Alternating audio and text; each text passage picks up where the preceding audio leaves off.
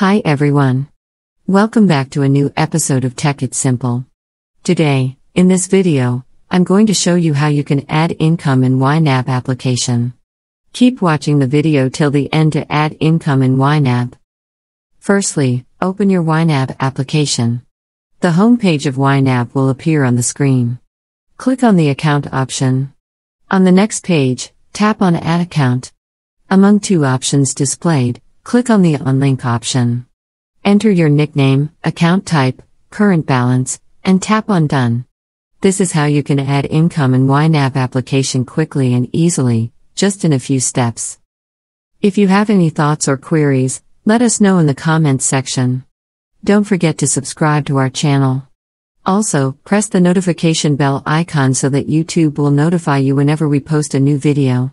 I hope this video was helpful to you. If it was, go ahead and give us a thumbs up. Thank you so much for watching.